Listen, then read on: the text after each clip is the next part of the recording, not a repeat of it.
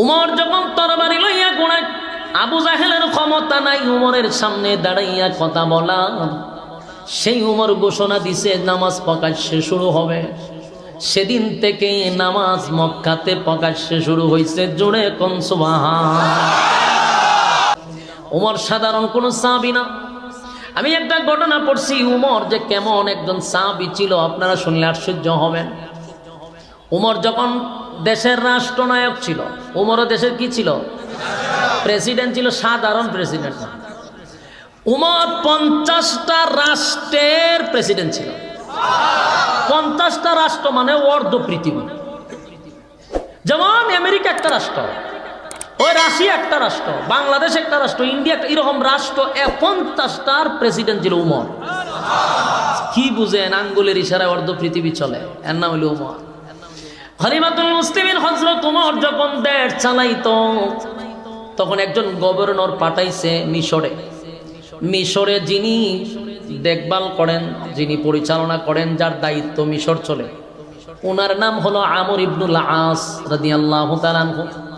উনি গোটা মিশর ওনার দ্বারাই পরিচালিত হইত, ওমরের নেতৃত্বে। মিশরের মানুষের মূল কাজ ছিল কৃষি, আর এই কৃষি উৎপাদন করত নীল নদের পানি দিয়া। নীল নদে যদি পানি না থাকে তাহলে তাদের মধ্যে দরিদ্রতা চলে আসে। যদি নীল নদে পানি না থাকে তাহলে মিশরের মানুষের মধ্যে দুর্ভিক্ষ দেখা দেয়, তাদের অস্তিত্ব থাকবে না। ওনার অফিস যখন ঘেরাও করছে, আমর ইবনুল আস ঘর থেকে বাহির হইয়া বলেন, কেন তোমরা আমার অফিস চতুর্দিক দিয়া ঘেরাও করছো? ভাই, আমাদের একটাই বক্তব্য, মিশরের নীল নদে যদি পানি না থাকে গো, তাহলে এই দেশে দুর্ভিক্ষ শুরু হবে। আর আপনি যেহেতু মিশরের দায়িত্বে আছেন, আপনার বাদশাকে খবর দেন, যেভাবেই হোক যেমনি হোক রাষ্ট্রীয়ভাবে আমাদের কৃষির জন্য পানির ব্যবস্থা যেন করে দেয়, আর না হয় আপনার অফিস আমরা ঘেরাও করলাম। এমন ভয়াবহ পরিস্থিতি শুরু হয়ে গেল। আমর ইবনুল আস চিন্তা করলো, ঘটনা তো ভিন্ন দিকে মোড় দিবে, কারণ নদীতে পানি নাই। এটা অন রাষ্ট্রে কি করবে? বৃষ্টি দিলে না পানি তো।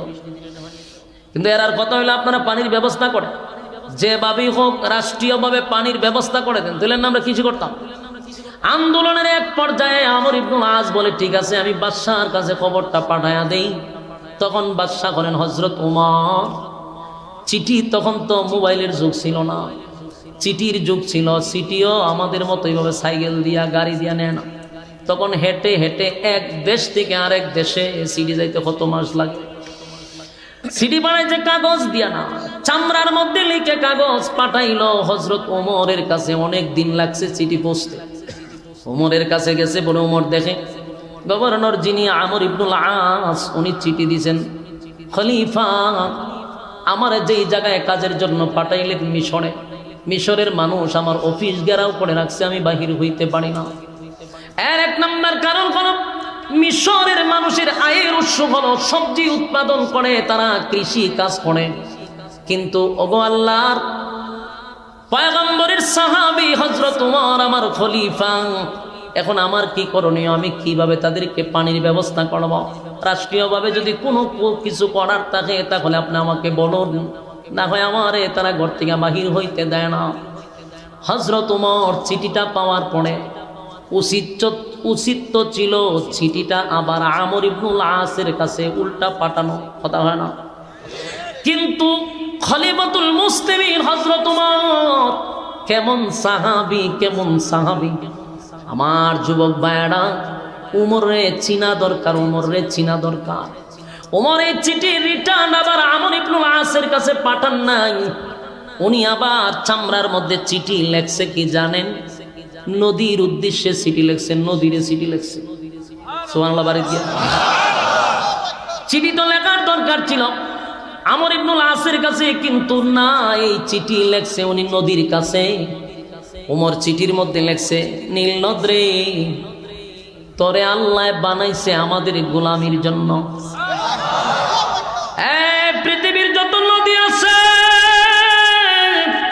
সবগুলি মানুষের গোলামির জন্য বানাইল।